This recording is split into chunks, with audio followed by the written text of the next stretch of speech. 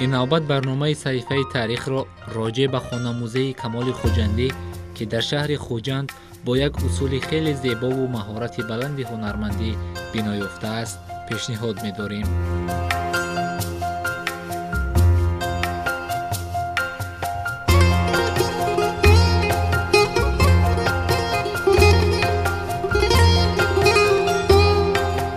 خانه‌موزه کمال خوجندی در زادگاه شهر خوجند طبق طرح و اصول معماری شرقیانه سال 2012 به مناسبت 1111مین سالگرد کمال خوجندی از جانب حکومت جمهوری بنا یافته است که از هنر والای صنعت معماری، نقاشی، گچکاری و عنعنه و رسوم آیین خانه‌داری تاجیکان آگاهی می‌سازد.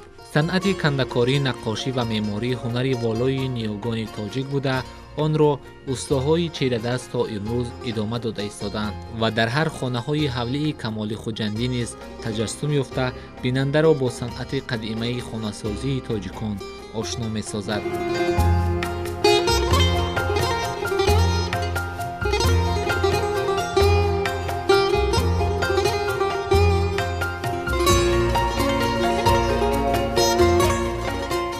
حالا ما در خانه‌موزه کمال خوجندی قرار داریم که طبق تعامل تاجیکان در اینجا نمونه خانه تاجیکان همچون خانه‌موزه به تماشابینان پیشنهاد کرده شده است. از همان دوره‌های قدیم خانه تاجیکان از سرحفظ و تاگزار در دو طرف حوله تاگ موجود بود و خیلی که میدانیم خوجندیانمان از قدیم الایام مهمان نواز هستند. هنگامی که مهمان به دروازه نزدیک میشد اگر مهمانی آمده مردینه باشند این حلقه درازروی از آن مردها می باشد. مردینه ها 3 مراتب این حلقه را صدا می دادند. اگر مهمان های آمده زنها باشند این حلقه در را 3 مراتب صدا میدن. بینید آواز از آن مردها نسبت به زنها دغل‌تر است، از آن زنها لطیفتر است. از همین آواز حلقه در میفهمیدند که مهمانی آمده کیست، مرد یا زن. بعد به مردها میکشادند، به زنها کشاده مهمان را به درون خانه تکلیف میکردند. مرحمت به حولی. حولی تاجیکان از دوره‌های قدیم از دو قسم عبارت بودند. حولی بیرون، حولی که مردها زندگی میکردند با پسرانشان و حولی درون، حولی که زنها با دخترانشان و پسر بچگانی که تا سن 12 ساله بودند همراه مادر در حولی درون زندگی میکردند.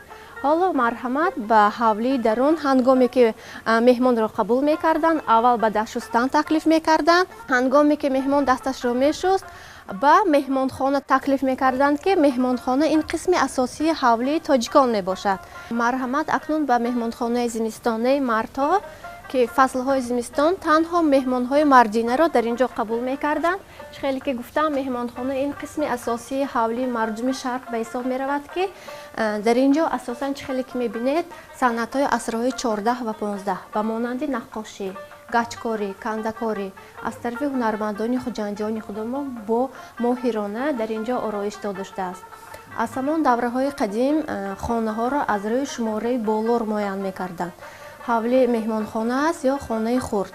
در اینجا خیلی که می‌بینید همه نگارها از طرف مردم جمع کرده شدند. بسیارشان خریداری، بعضیشان همچون تحفه تقدیم کرده شدند. همشان هر گونه سالها دارند. خیلی که اینجا مهمانخانه زمستانه برای مردها است. فصلهای زمستان زنهای تاجیکی ما در اینجا هر گونه طعم‌های تاجیکانه را تیار می‌کردند، در اینجا پیشنهاد می‌کردند. عموما خانه برای استراحت کردن پیش بینی کرده شده است.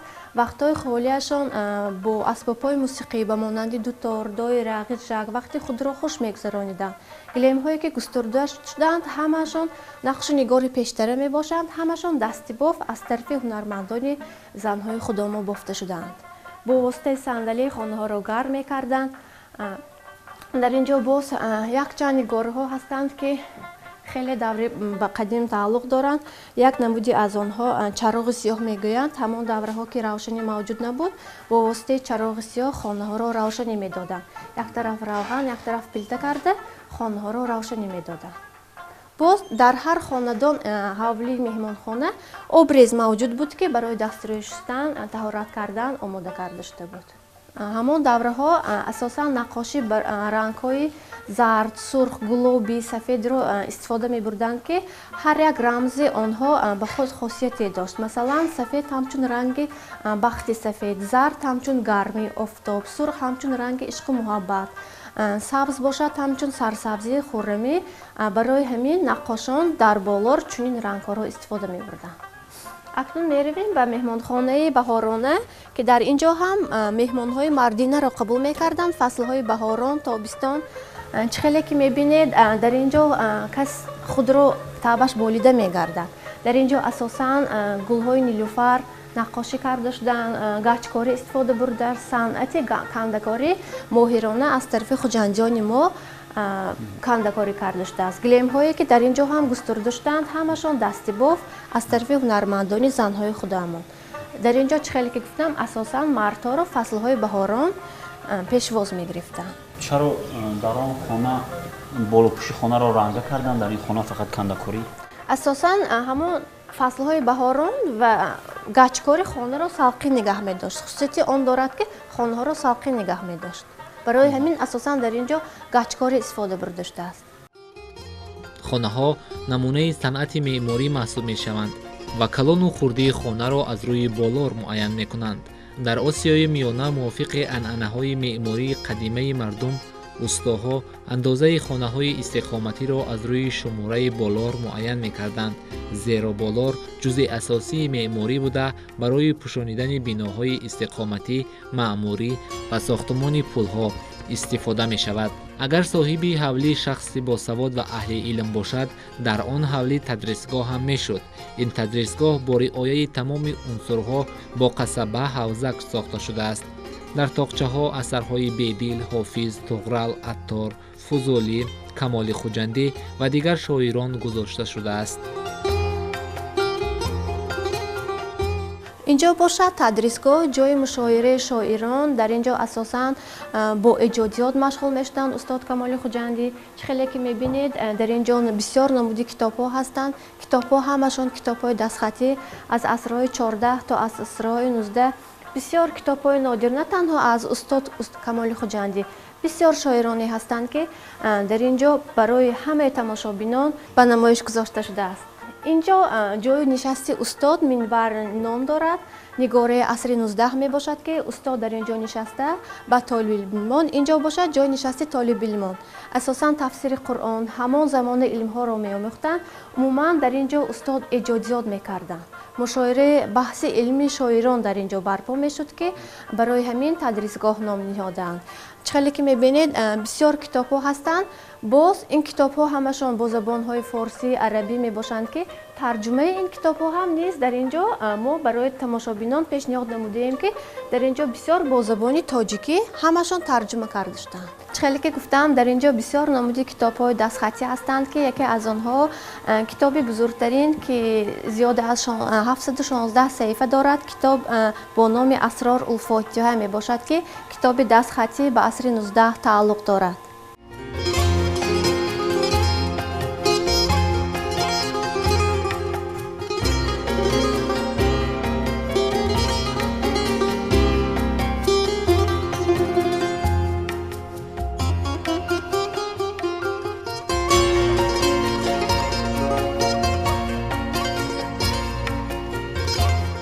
акнун меравем ба ҳавлии дарун, ҳавлие ки занҳо бо духтаронашон зиндагӣ мекарданд. дар ин ҷо бо ҳар гуна ҳунарҳо машғул мешуданд.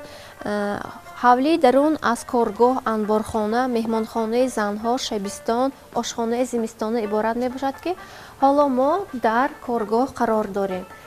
чӣ хеле ки мебинед, ин ҷо коргоҳ мебошад. тибқи таомили тоҷикон ҳар як оила, асосан занҳо бо духтарон бо ягон намуди ҳунар машғул мешуданд ки дар ин ҷо асосан онҳо бо бофтани ҳар гуна матоъҳои хушсифат ба монанди атлас, адрас, беқасаб, алочаро дар ин ҷо бо дастони худ мебофтанд. бо воситаи чунин дастгоҳҳои адрасбоф меноманд ки дар ин ҷо ҳоло ҳам мо занҳо аз устод омӯхта чунин матоъҳои хушсифат ба монанди адрас бофта истодем ки ҳамаи маҳсулоти меҳнати мо дар ин ҷо пешкаш карда шуданд.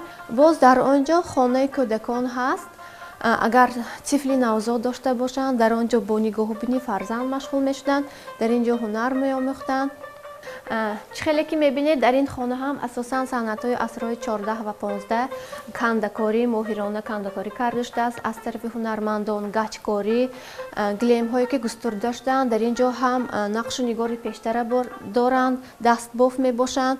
дар ин ҷо боз чархҳои пештара ҳастанд ки бо воситаи он путҳоро бо чарх омода мекарданд, дар ин ҷо мебофтанд, бо ҳунар машғул мешуданд. Умуман яъне мардуми кӯҳанбунёди тоҷик аз азал ҳунари худро доштанд. албатта ба духтарони худ меомӯхтанд ин ҳунарҳоро. ҳар гуна матоъҳоро омода мекарданд, ба монанди атлас, адрас. ҳоло мо дар ин ҷо бошад адрасро омода мекунем. аз қадимулайём тоҷикон бо фарҳанги оиладорӣ эътибори хоса медоданд. бинобар ин дар ҳамаи давру замонҳо озуқаро захира мекарданд. усули нигаҳдории гуногун буд, ба таври тару тоза ва хушкунӣ буд. дар анбори захира дар даруни хумҳо ғаладона, қазӣ, гӯшти хушк, себу анор, биҳӣ, ангур ва харбузаро овехта хушкмеваҳо дар зарфҳои чӯбин нигоҳ дошта шуданд. ҳуҷраҳои таъиноташон махсус ба монанди ошхона, танурхона, ҳезмхона дар ҳавлӣ вуҷуд дорад. акнун мо дар анборхона қарор дорем ки тоҷикон дар ҳар давру замон озуқҳои худро захира мекарданд. чихеле ки занҳои мо ҳамеша сарфакорона зиндагиро ба сар мебурданд. дар ин ҷо асосан хушкмева, тармева, шолиҳо, гандумҳоро дар чунин хумдонҳо то 3 сол нигоҳ медоштанд ки хусусияти он вайрон намешуд. дар анборхона асосан чунин гӯштҳои қоқ, заванҷ мегӯянд, қазии тоҷикон бо ин гуна тарз нигоҳ медоштанд. помидор қоқ, боз шоли, гандум, биринчоро бо ин тарз нигоҳ медоштанд ки намноки анборхона ки баланд аст, дар ин ҷо хуб нигоҳ дошта мешуд. ҳамаи озуқаҳо бошад, ҳамчун хушкмеваҳо ҳам бо ин тарз нигоҳ дошта мешуданд. ин парварда мегӯянд, ҳамчун ширинӣ ҳисоб мешавад. ҳалвоҳои хамира.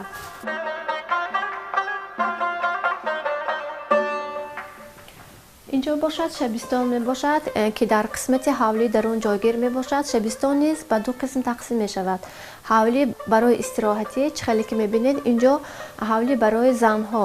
дар инҷо асосан занҳо нишаста ба духтарони худ ҳар гуна ҳунарҳоро меомӯхтанд, ҳар гуна китобҳои бадеъиро мутоилаа мекарданд. вақтҳои холигии худ бо сароидани асбобҳои мусиқӣ ба монанди дутор, дойра, ғижак вақти худро хуш мегузарониданд.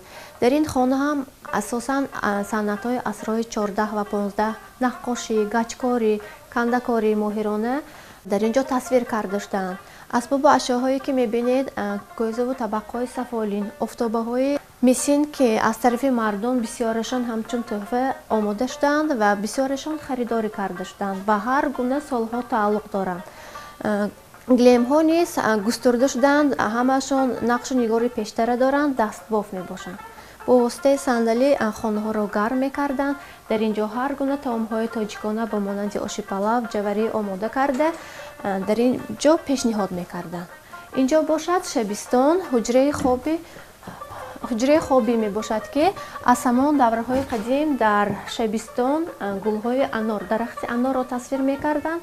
ҳамчун рамзи хеле саволи хуб додед. рамзе ки хонадон серфарзанд шавад, бо баракат шавад гуфта дар шабистон дарахтои анорро тасвир мекарданд ва дарахтои гулро ҳамчун рамзи ишқу муҳаббат дар хонадон ҳамеша поянда бошад гуфта дар шабистон тасвир мекарданд. чихеле ки мебинед дар шабистон асосан рангҳои моҳтобӣ тасвир карда шуданд. моҳирона дар ин ҷо гаҷкорӣ, наққошӣ тасвир карда шуданд.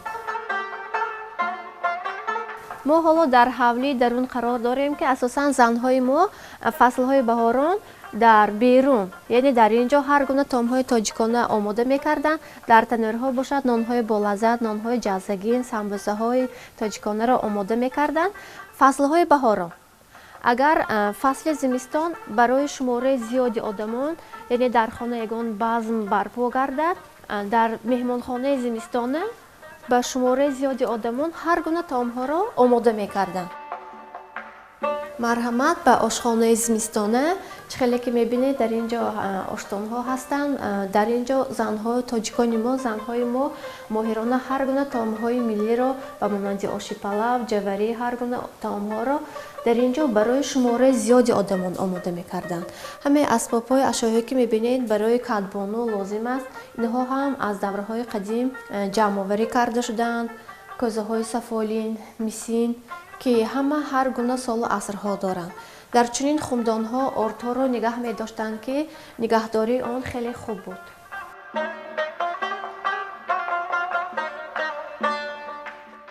марҳамат, акнун ба чорбоғ мегузарем. чихеле ки мебинед дар ин ҷо чоҳи обкашӣ ки ин як ҷузъи фарҳанги хоҷгадории тоҷикон маҳсуб меёбад. он аз давраҳои қадим ба аксарияти халқҳо дар ҳавлиҳо истифода мебурданд. дар ин ҷо гулҳое ки мебинед, гулҳои садбарги сафеду сурх ҳамчун рамзи ишқу муҳаббат шинонда шудаанд. айвоне ҳаст ки моҳирона кандакорӣ карда шудааст. дар ин ҷо бегоҳӣ бо аҳли оила вақти худро хуш мегузарониданд. бо аҳли оила нишаста хӯроки шом мехӯрданд. умуман чорбоғ барои истироҳат кардан омода карда шудааст. дар ин ҷо чихеле ки мебинед санъати кандакорӣ хеле моҳирона никос карда шудааст. аз тарафи ҳунармандони хистеварзи Бобоҷон Ғафуров бо сатҳи баланд кандакорӣ карда шудааст. ҳамон давро асосан 4 намуди дарахти мевадиҳанда мавҷуд буд ба монанди шафтолу, бодом, зардолу ва гелос. чихеле ки мебинед дар боғи мо низ ҳамаи намуди дарахтон, на танҳо 4 намуди дарахт, бисёр дарахтон дар ин ҷо шинонда шуданд. ҳам гулҳои садбарги сурху сафед ки таби шахс ҳангоми ба истироҳат омадан болида мегардад. як лаҳза бошад ҳам ғами дунё аз хотир меравад. ин маҷмӯаи навбунёд ифтихори мардуми тоҷик ба ҳисоб меравад. ҳамчунин дар миёни боғи зебову гулпӯше ки ба номи Камоли Хуҷандӣ гузошта шудааст, мақбараи Камоли Хуҷандӣ қомат афрохтааст ки дохили ин мақбара муштихоке аз қабри шоир оварда дар зодгоҳаш гузошта шудааст.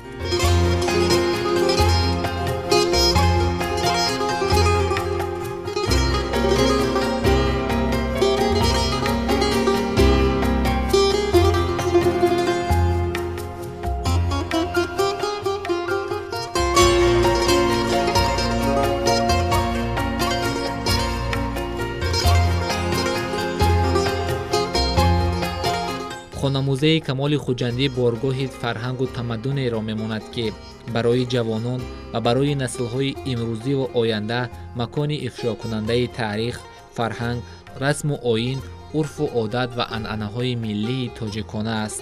ёдовар мешавем ки барномаи саҳифаи таърих буд бо маълумоти мухтасар аз хонамузеи Камоли Хуҷандӣ ки дар зодгоҳаш шаҳри Хуҷанди вилояти Суғд бино ёфтааст.